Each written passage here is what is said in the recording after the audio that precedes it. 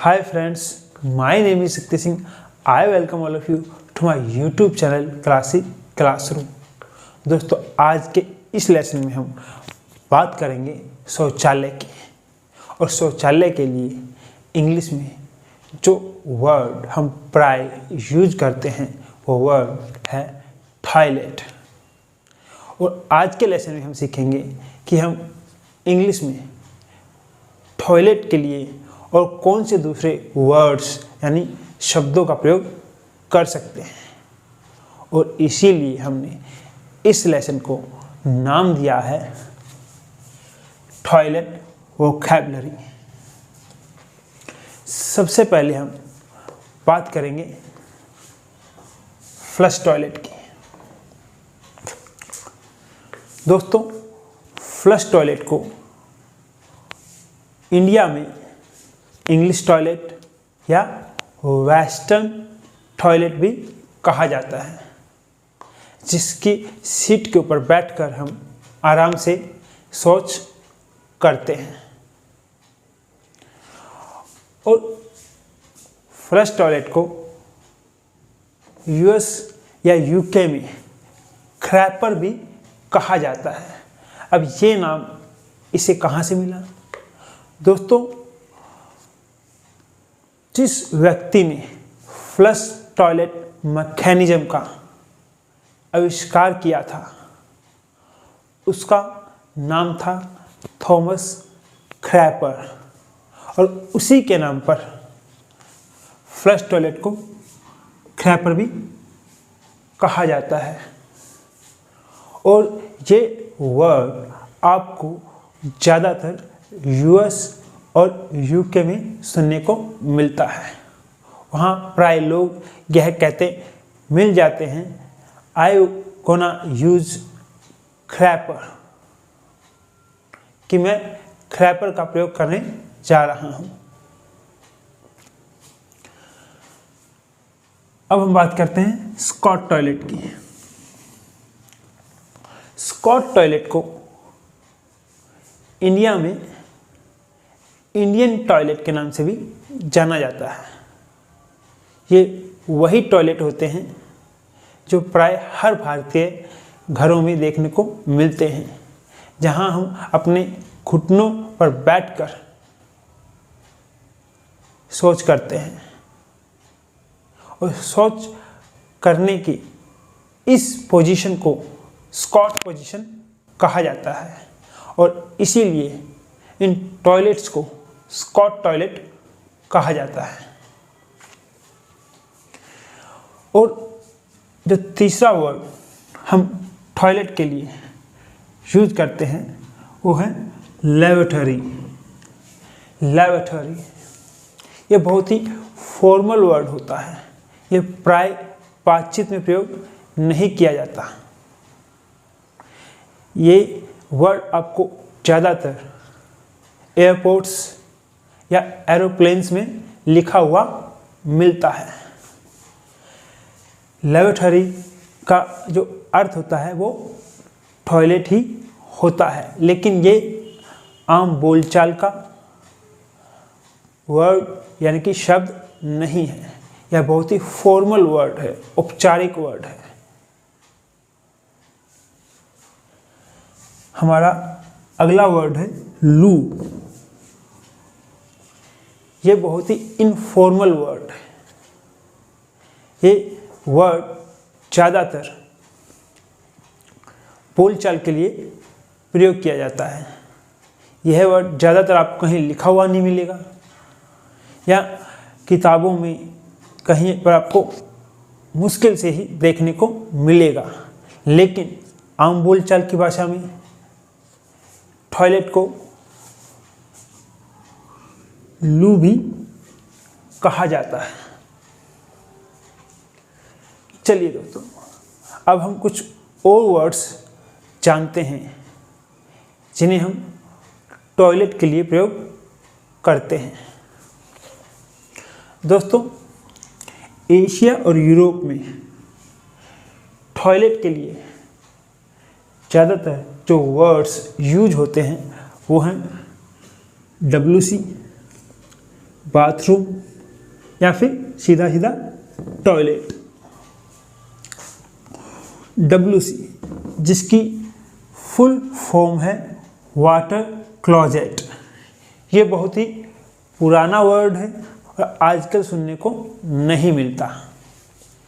हाँ, बाथरूम बहुत ही common word है जो आपको एशिया और यूरोप में सुनने को मिलता है, क्योंकि आजकल ज़्यादातर घरों में जो टॉयलेट होते हैं वो बाथरूम के साथ ही अटैच होते हैं, उनके अंदर ही होते हैं। तो उस पूरी अरेंजमेंट को एक साथ बाथरूम कह दिया जाता है। और टॉयलेट तो बहुत ही कॉमन वर्ड है। इसी तरह अमेरिका में आपको टॉयलेट के लिए जो वर्ड प्रयोग में मिलते हैं वो है सीधा सीधा, एक तो टॉयलेट कहा जाता है या फिर रेस्टरूम या वॉशरूम। वॉशरूम जहाँ पर हाथ धोने की या फिर मुंह धोने की व्यवस्था और टॉयलेट की व्यवस्था एक ही रूम में होती है, उस पूरी अरेंजमेंट को हम वॉशरूम कह देते हैं।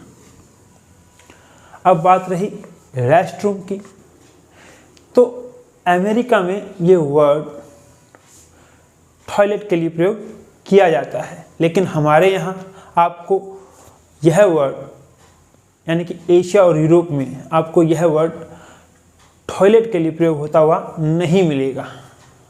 यहाँ पर रेस्टरूम का मतलब होता है कि वो रूम जहाँ पर लोग बैठकर आराम करते हैं।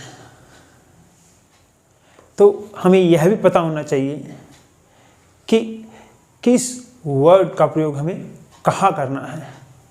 अगर आप टॉयलेट के लिए रेस्टरूम का प्रयोग इंडिया में या फिर यूरोप में करोगे तो ज़्यादातर लोग समझ नहीं पाएंगे, वो कंफ्यूज हो जाएंगे, क्योंकि हमारे यहाँ रेस्टरूम का मतलब होता है कि एक ऐसा रूम जहाँ पर लोग बैठकर आराम करते हैं। लेकिन अगर आप अमेरिका में देखोगे तो वहाँ पर रेस्टरूम का प्रयोग टॉयलेट के लिए किया जाता है। और वॉशरूम ये तो आजकल कॉमन हो चुका है। हमारे यहाँ भी बहुत से लोग आपको टॉयलेट के लिए वॉशरूम का प्रयोग करते हुए मिल जाएंगे।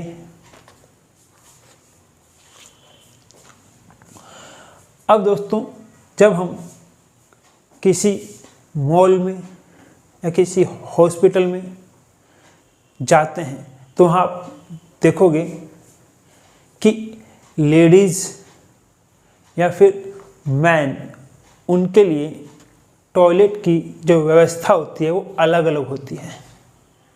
तो इसलिए जब हमें वहाँ पर मैन के लिए जो टॉयलेट होते हैं उनको पूछना हो तो हम जिस वर्ड का प्रयोग करते हैं वो होता है मेंस रूम।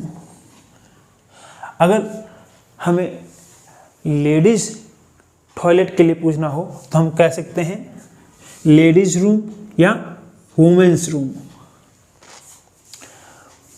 मेंस रूम का मतलब है कि वो टॉयलेट जो मैन यानी कि पुरुष प्रयोग करते हैं। लेडीज़ रूम या वुमेन्स रूम का मतलब हुआ वो टॉयलेट जो कि लेडीज़ या फिर महिलाएं प्रयोग करती हैं।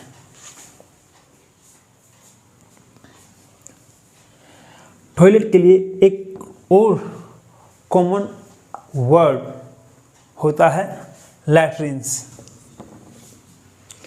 यह दोस्तों एक ऐसी टेम्परेरी व्यवस्था होती है जहाँ पर गड्ढा खोद के एक ऐसी अरेंजमेंट की जाती है कि जहाँ आप आसानी से शौच कर सको। ज़्यादातर यह व्यवस्था आपको मिलिट्री या फिर जहाँ पर टेंट वगैरह जंगलों में लगाए जाते हैं तो उनके आसपास गड्ढा खोदकर ऐसी व्यवस्था की जाती है ताकि उस गड्ढे में हम शौच कर सकें। और उस टेम्परेरी व्यवस्था को कहते हैं लैट्रिन्स। और इंडिया में तो ज़्यादातर हम टॉयलेट को लैट्रिन भी बोलते ही हैं। जो हमारा आखिरी वर्ड है वो है थ्रोन रूम। ये एक ऐसा वर्ड है जो रॉयल फैमिलीज में प्रयोग किया जाता है। वो टॉयलेट को थ्रोन रूम बोलते हैं। वो टॉयलेट को टॉयलेट या फिर लू लैट्रिन वर्ड्स का प्रयोग नहीं करते, वो उसे थ्रोन रूम बोलते हैं। यह एक ऐसा वर्ड है जो रॉयल फैमिलीज के द्वारा प्रयोग में लाया जाता है। चलिए, मैं आशा करता हूँ कि यहाँ पर मैंने टॉयलेट्स के लिए जितने अलग अलग वर्ड्स प्रयोग में लाए जाते हैं जो आपको बताए हैं वो आपको अच्छी तरह से समझ में आए होंगे। चलिए अब हम आगे बढ़ते हैं। चलिए दोस्तों, अब हम बात कर लेते हैं कि जब आपको किसी से यह पूछना हो कि शौचालय कहाँ पर है या शौचालय किस तरफ है तो आप उसे इंग्लिश में कैसे पूछ सकते हैं। उसके लिए हम दो वाक्यों का प्रयोग कर सकते हैं। हमारा पहला वाक्य है excuse me, where is the men's room. क्षमा कीजिए, पुरुषों के लिए शौचालय कहाँ पर है। आप सीधा सीधा यह पूछ सकते हैं। और ये जो हमारा वर्ड है द मेंस रूम, इसको आप अपनी सुविधा के अनुसार बदल सकते हैं। आप कह सकते हैं excuse me, where is the bathroom, excuse me, where is the toilet, excuse me, where is the rest room, excuse me, where is the washroom. आप अपनी सुविधा के अनुसार इस शब्द को बदल सकते हैं। अगर दोस्तों आपको यह लगे कि आपको अपनी बात को और ज़्यादा अच्छे तरीके से, शालीनता के साथ, पोलाइट तरीके से रखना चाहिए तो आप दूसरे सेंटेंस यानी कि दूसरे वाक्य का प्रयोग कर सकते हैं। आप कह सकते हैं excuse me, could you tell me where the restroom is. क्षमा कीजिए, क्या आप मुझे बताएंगे कि रेस्टरूम कहाँ पर है, यानी कि शौचालय कहाँ पर है। और इस वर्ड को आप अपनी सुविधा के अनुसार बदल सकते हैं। आप कह सकते हैं excuse me, could you tell me where the bathroom is, could you tell me where the washroom is, could you tell me where the men's room is. वो आपके ऊपर निर्भर करता है। चलिए दोस्तों, मैं आशा करता हूँ कि इस वीडियो में आपको बहुत कुछ नया सीखने को मिला होगा। आप इस वीडियो को ज़्यादा से ज़्यादा शेयर कीजिए, लाइक कीजिए और आपको इस लेसन में जो कुछ बताया गया हो उसको लेकर कोई कन्फ्यूजन हो तो आप कमेंट बॉक्स में कमेंट करके मुझसे पूछ सकते हैं। तो दोस्तों, रोज़ाना कुछ ना कुछ नया सीखते रहिए और आगे बढ़ते रहिए, क्योंकि the more you know the more you grow.